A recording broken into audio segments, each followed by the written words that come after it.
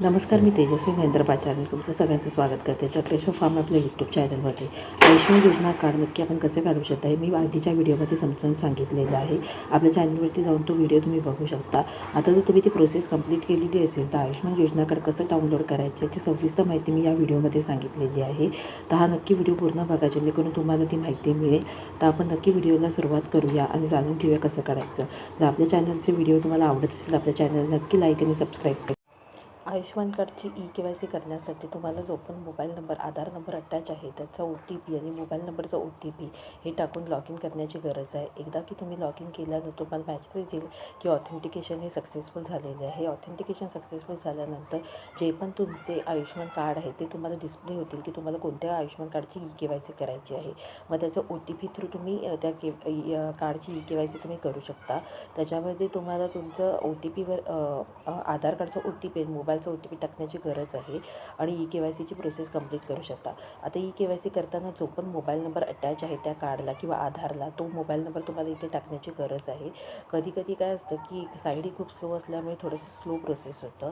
एकदा की mobile number टाकलं की तुमचं जे त्या म्हणजे मेन जे कार्ड होल्डर आहे त्यांच्याशी काय रिलेशनशिप आहे हे तुम्हाला तिथे सिलेक्ट करण्याची गरज आहे. फादर असेल, मदर असेल, सन, डॉटर हे कोणत्याही प्रकारचं रिलेशनशिप असेल हे तुमच्या ड्रॉपडाऊन लिस्टमधून तुम्हाला सिलेक्ट करण्याची गरज आहे. तर ती तुम्ही सिलेक्ट करू शकता. ते सिलेक्ट झाल्यानंतर पुढची प्रोसेस आहे की आता तुम्ही सिलेक्ट केल्यानंतर पुढचं आहे की तुम्हाला तुमच्या मोबाईलवरती जो OTP आलेला आहे तो मोबाईलचा OTP तुम्हाला तिथे टाकण्याची गरज आहे. तो मोबाईलवरती मोबाईलचा जो OTP आलेला आहे हा तुम्ही घेऊन तुम्ही त्या साईटवरती त्या OTPच्या ह्याच्यामध्ये ते OTP टाकू शकता. आता आपण इथे OTP टाकत आहोत. तो पण OTP आपल्याला मिळालेला आहे.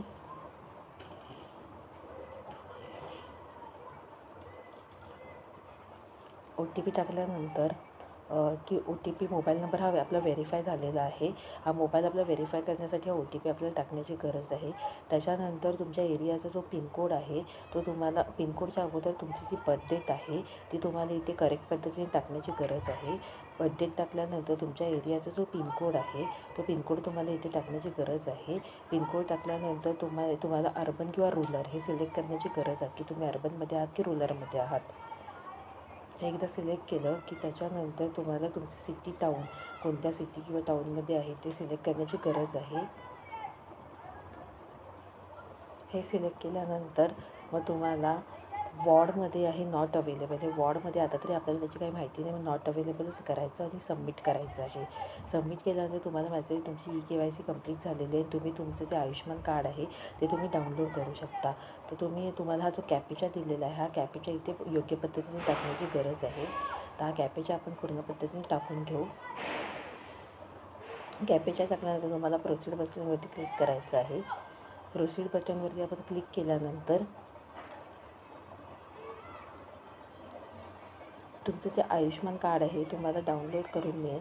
आता ह्याच्यामध्ये तुमची आयुष्यमान कार्डची लिस्ट येईल की तुम्हाला कोणतं तुमचं आयुष्यमान कार्ड करायचं आहे. हे जे ग्रीन आहे ते तुमचं KYC कंप्लीट झालेलं कार्ड आहे.